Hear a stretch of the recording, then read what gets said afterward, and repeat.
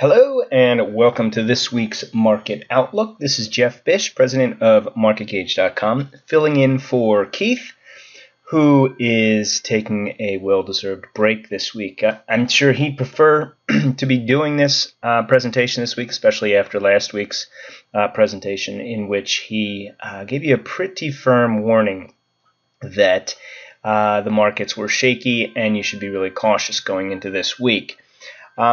Nonetheless, I get the privilege of doing it, and so it'll probably be a little different. But as I probably alluded in my text, I've got basically four different main areas that I want to look at to try and figure out whether or not the big picture in the markets is one that's going to lead us down or lead us up. However, that big picture isn't necessarily a very short-term market timing approach. So first, let's just take a look at the shorter-term market timing situations that we're in right now, because we're at a very interesting point right now in the markets. And that very interesting point happens to be a little green line that I keep on my chart, almost every daily chart, and perhaps many of you do too, without even realizing how powerful this green line is. Now, that green line is a simple 10-day moving average. Now, this line becomes even more important in high momentum markets. It's really important in defining whether or not momentum is starting to get broken and defining a point where markets often reverse. Now, if you're looking at the SPYs here, no surprise at the size of the rally to get up to the decline because of the massive decline. Now, actually, before we do this, I wanted to show you a quick, interesting chart. So if you're feeling a little rattled, or we're feeling a little rattled as a result of this week, this chart is just an illustration of why that would be true.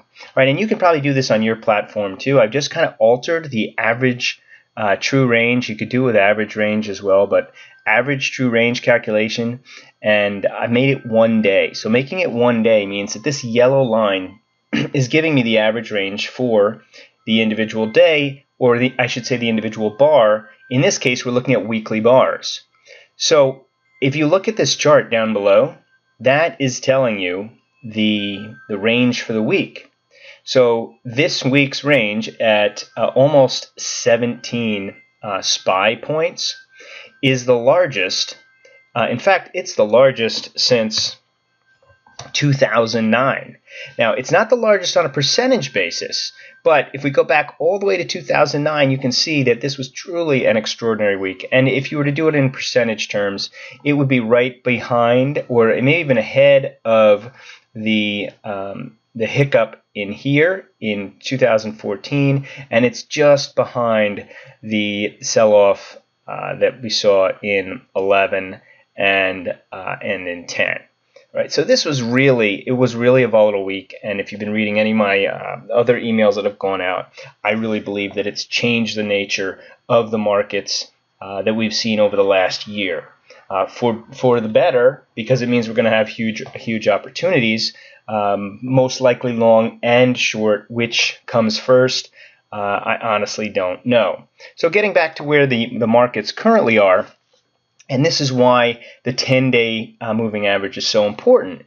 We've really rattled the markets. You can see it in the candles. You can see it in the average range. We're now right back up to the 10-day moving average in all the major indexes. So what we want to look for from a cautious point of view this week is whether or not the markets can close below a prior day's low and back down and still be below the 10-day moving average. Now, the 10-day moving average is really sharply sloped down. So if we close above the 10-day moving average for a couple of days and then continue higher, that's the first sign that maybe we have flushed everybody out down here. And I'm going to look at indicators as we normally do in this video to try and determine whether or not we did get flushed out. But regardless of what those indicators say, at the end of the day, it comes down to price action. And the first line of defense or the first line in the sand is this 10-day moving average. The next big one I'm going to focus on is the 200. Often we'll look at the 50 as well, but from a big picture point of view, which I want to cover in this week's outlook, I'm going to focus on the 10 and the 200. We got quite a distance in the SPYs to get up to the 200, so this 10 becomes really important. The other level that's going to be really important, you can see it as this yellow line that's been on my charts for probably months, and that is the 204 level. All right, happens to line up with last Friday's close, but that 204 level is going to be a key level of resistance. So in both cases, if we roll over at the 10, it's very dangerous. If we roll over at the 204 level, very dangerous. If we roll over at the 200-day moving average, the 207.5 level, very dangerous. All right? That's basically the analysis you want to take and apply to every one of the indexes. The difference is that in the Qs, that 200 is right here at about 107. All right, apologize for the really small numbers on these charts. It's right around 107. If the Qs can get back over that 200, close over it, and then move higher, that could be a sign that we have in fact flushed everybody out, and you got to watch out on the upside. All right. That said, from where we are now, about the 105.50 at the 10, up to that 107 level, if we roll over, there's plenty of room for this market to drop on the downside. So you really do have to play both sides of this market. If you don't want to be short, then you want to be out of the way. Again, what's my trigger from a price action? Close below a prior day low. We haven't done that since the lows. And if we're going to get one of those markets where it just seems to creep higher and you can't believe that it's not rolling over, it will almost always not close below the prior day's low. I know it sounds simple. Go back and look at the 10-day moving average, look at that simple pattern, and you'll see that it's remarkable how that holds. Now, the IWM has been different from the rest of the market for quite some time. It's been in much more of a prolonged, correction. I won't call it a bear market, prolonged correction, but it's basically right back at the 10-day moving average with, just like the SPYs, plenty of room to get up to that 200. Now, it might find some trouble before it gets there around the 119 level. We'll have to watch out for that. But first things first, 10-day moving average, does it break it? If it breaks it, look for a move up to the 119 level, and then the 121.5 level is that 200. Right? So those are the key levels. Let's keep it really simple this week. That's what you have to watch out for. Now, in this video, I'll go over some more things to try and figure out whether or not we're likely to roll over here or continue to go higher. But I'll give you a heads up. There isn't anything really compelling to know from the market internals whether or not we roll over at the 10 or we continue to go higher. So you really have to watch that price action. All right, before we leave, I don't know whether or not I'll mention this in my text because I haven't written the text yet, honestly. But there's an interesting thing that happened this week, and I wouldn't have noticed it had I not picked up on this in reading. And this is it. So the big up day in the TLTs expected on the same day when the markets are collapsing, right? Flight to safety. That's what you'd expect. In the end, the markets didn't continue to go lower, and the TLTs sold off. Now, they came all the way back, almost to unchanged. Wouldn't have expected that with the market still down whatever it was, 4-5%, an ugly day. Now, the next day, markets gap higher and go lower. But when the markets go lower, TLTs didn't move higher. All right, in a time of panic, or if not panic, certainly great unease in stocks, there is normally a flight to the TLT's quality. The complete opposite happens on this day. The reason I bring this up, and what's so interesting is that there's a belief that this is a result of the Chinese selling their long-term bond holdings in order to help finance their attempts to support their currency. So I throw that out there because it's really interesting. I remember years and years ago, we haven't heard this story in a long time, or it hasn't been in the front of the media, but what happens if the Chinese start really in a major way selling their massive quantities of U.S. bonds? It's certainly an interesting scenario that we see right here. This is not normal, and who's to say what'll happen? And this is one of those situations that now is not a complete unknown. And so keep an eye on the TLTs. If the TLTs are not doing what they should be doing relative to the any panic in the market, don't be surprised. The Chinese may know. You can when you have huge positions, you have to sell them when there's demand. The biggest demand for TLTs is going to be when the markets are panicking. All right. So if TLTs aren't going up and the market's panicking, normally I would be thinking, all right, maybe the market isn't as bad. If participants aren't running to TLTs, then maybe the stocks aren't as bad as they appear. However, if the Chinese are selling into that flight to safety, that dynamic is completely changed. So it's not an insignificant thing if it's happening. I don't have a way of knowing this in real time, but it's certainly it puts a different perspective on the relationship between the SPYs and the TLTs.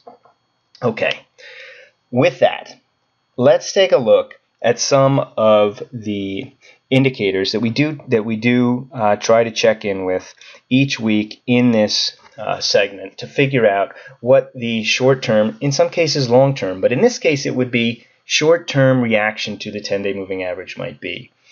Just to put a little perspective on the McClellan Oscillator, which is an overbought, oversold indicator. Yeah, when the market got completely crushed, it got down to under 300, but I've got it all scrunched up here, so you can see that 300, let me see if I can get a pen here.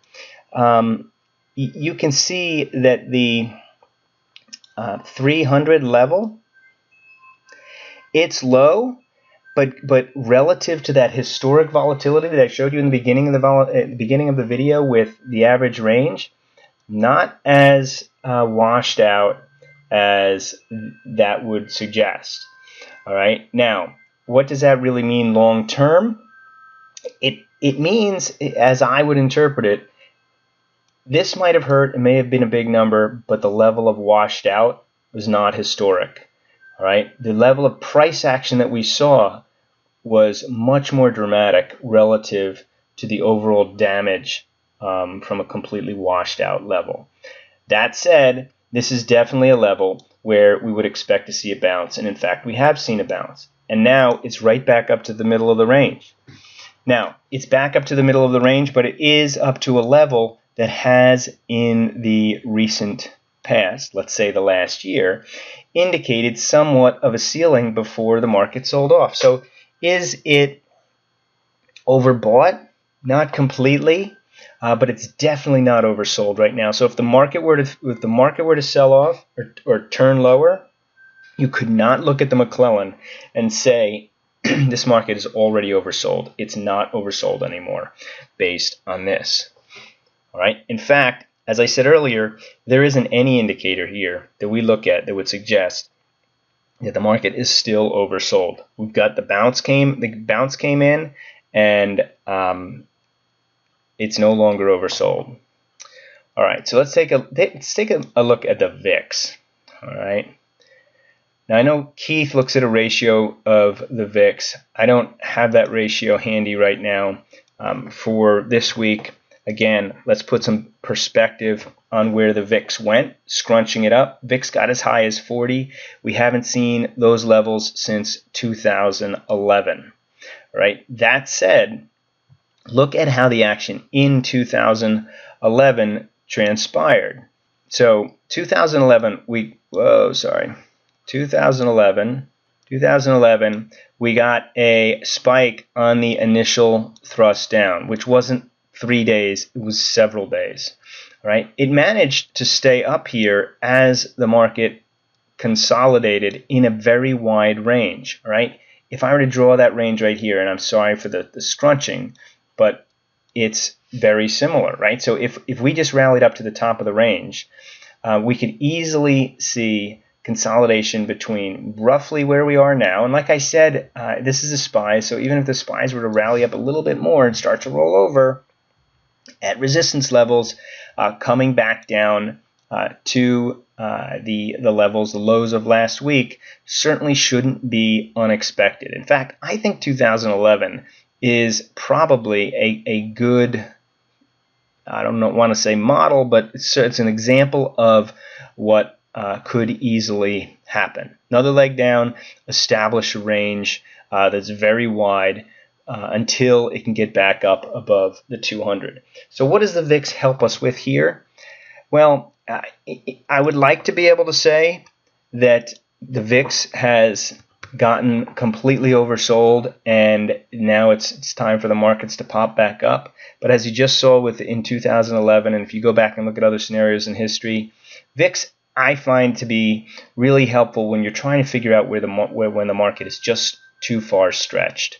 But once the market bounces, right, and once the VIX pulls back, unless you are in an obvious uptrend, the continuation of the bounce based on where VIX is not very reliable. So in other words, just because VIX is pulled back in the past, we would have said when VIX pulls back in, you're in an uptrend, look for the market to continue higher. But the uptrend is broken now. It's different. So yes, we got the bounce because VIX hit 40, but just because VIX is back down at 20 doesn't mean that we should continue to rally. All right? So the VIX isn't really much help right now in determining whether or not the market is done going up and ready to roll over or has been flushed. All right, so let's take a look at some of the bigger picture items. I know that I went over the smaller items really quickly, but at the end of the day, when I look at the market internals, there really isn't any compelling evidence to tell me which way the markets are going to go this week based on the bounce. So as I said, I want to give you really four different bigger picture things. And actually the first one is the 200-day moving average, which we just went over. And the essence of the 200-day moving average is that if we're below it or if we're above it, and whether or not when we get there, we're going to be able to know whether or not we should expect it to roll over or expect it to break out and move higher. Now, I could say the same thing about the 10-day moving average, except that the 10-day moving average is such a smaller number. It's not as widely watched. It's not as significant.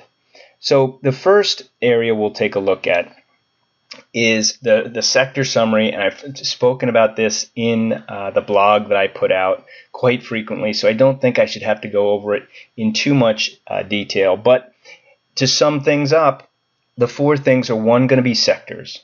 Are the sectors on a 6-month basis improving? So right now, if you look at and sorry I didn't say this, I demonstrated it, but if you go to our website and you go to Little Big View, this area is completely free. And here are three different charts, or two different charts that you should pay attention to on this site, or at least I'm paying attention to for the long-term picture. And 6-month change in the industry groups, we need to see that number turn positive when this market gets back up to the 200. Until we get over the 200, I don't see any reason to be aggressively bullish, unless you want to take a position against the lows down here. So if we get down to those lows and we're oversold, great. Then we'll talk about trying to buy the low if everything looks good. All right, but in the middle, I think you got to wait for the 200. You got to wait for the lows. Use the 10-day to figure out which way we're going. All right. Right now, if we go from here back down to the lows, it's a 10% move. It's a great move. We've been waiting for a 10% move for years, and now we can get it if all we do is go to this week's low. We can get a 10% move if all we do is go back up to the consolidation. Great opportunities here. Here's the big picture. All right, if we get to the 200, we want at least 4 of these to be positive. And that's reflected in this chart here, right? So the chart down below, as you can read here, is an aggregation of the number of positive groups as measured by their 6-month change. Right now we have 0. So we're in a bearish mode, right? I would look at this, though, as I say here, when you get to the 200-day or the 40-week. So that it's not for this week, but keep an eye on it. Right? So the next really telling big picture metric, even though we have it as a short-term metric as well, is in the market internal section of Little Big View, and it's the new high, new low ratio. Now, I haven't updated this for Friday, but it doesn't really make a difference, because what you want to look for here is both in the NASDAQ and in the New York, you want to see this ratio come back up over 30. All right. Now, this could easily happen when the market's down and recovering from being near its lows. Or it could happen if the S&P comes back up and it's over the 200, which is going to be up around here. Right? So when the market gets up to its 200, if this ratio is piercing the 30 level and trending higher, that would be an indication that the market has flushed out nicely. All right. Now, the difference between looking forward and seeing this happen versus the last 2 attempts here is that we've now spent more time being completely flushed out. That's a good thing when we get back over the 30 level. So both on the New York and on NASDAQ, that's what I would look for. It's going to take some time, right? This is a 10-day average of the number of new highs relative to the new highs and new lows. So we need to see, basically, we need to see some new highs, and right now we're not making any new highs. So let's just take a quick look at the NASDAQ. All right, so you can see this is just pushing down, and oddly, it didn't even break through the 30 before the market completely fell apart. So now we're finally have got a decent flush, and if we come back over that 30, historically that's been a good indication. Now when you get over the 30, you want to see it continue to trend higher.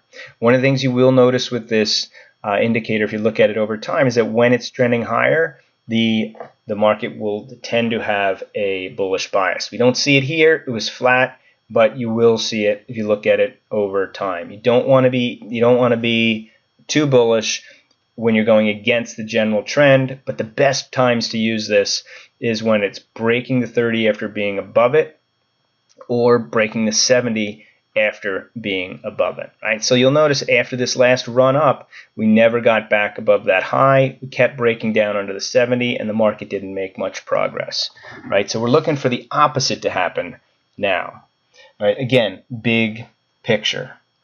All right, so these are the ones you can easily follow. What are the new high, new lows doing? What are the sectors doing? And where am I relative to the 200-day moving average? Now I've got one that you probably haven't seen. And this one really came about through looking at or reading and realizing that there was actually a part of the market that saw this collapse coming. Now maybe that's a little bit of a dramatization. I don't know that they knew it was a collapse, but there was a hint that the market was really weaker, or participants were more concerned than the sideways action that we'd been seeing.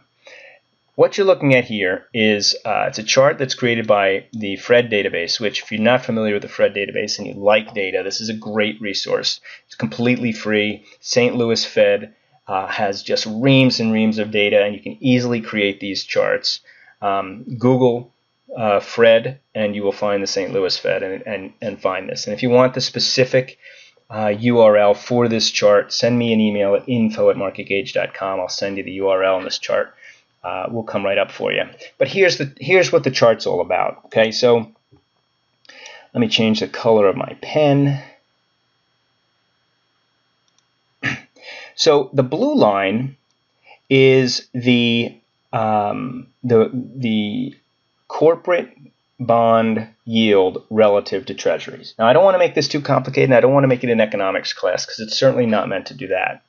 But the idea here is that AAA corporate bonds are, one of the safest level of corporate bonds, but they're not considered as safe as treasuries.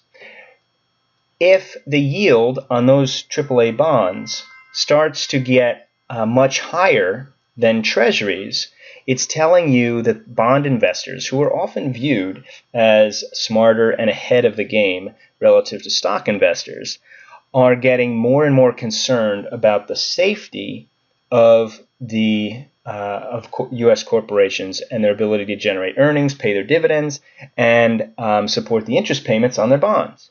So again, in layman's terms, you want the spread between corporate bonds and treasury bonds to be coming down. If it's doing that, there's more confidence in corporations, which should lead to higher stock prices. The opposite is true. So when the spread goes up, then you will often see pressure on stocks. So the S&P 500 is the green line. As you can see, in 2008, the spread exploded when the stocks imploded. As you can also see, when the spread comes down, stocks go up. Now, in many instances, these are coincident, meaning it's happening at the same time. But sometimes it's leading, meaning the bonds will give you a heads up that something is not right, right? And it's not always going to be perfect, but just take a look at how well this has tracked, all right? When stocks topped out here and started to roll over, bonds confirmed that the move would be weak, all right? They got a little extended, but then when they pulled back, you could see that supported the fact that stocks continue to go higher. Look what happens here. Bonds really started to take off, or the spread starts to take off. Remember, that's negative. And ultimately, the stocks got hit, right? That's a 2011 hit we saw, right? So they remained choppy, but in small increments. This is a weekly chart. You can see how the relationship works. Now, look at the overall trend of the market and the overall trend of this spread. It begins to flatten out, all right, but at some point it's just shouldn't go negative. Begins to flatten out. This all represents confidence in the U.S. Companies, not necessarily U.S. stock market, but in the companies.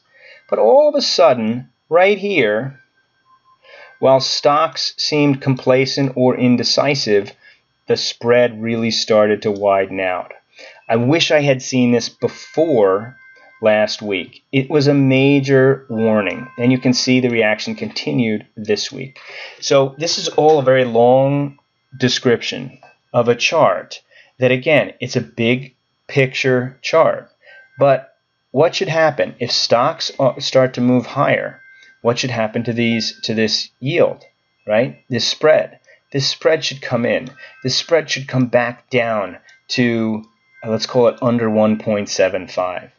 Now, this isn't necessarily going to tell you ahead of time that stocks are about to take off.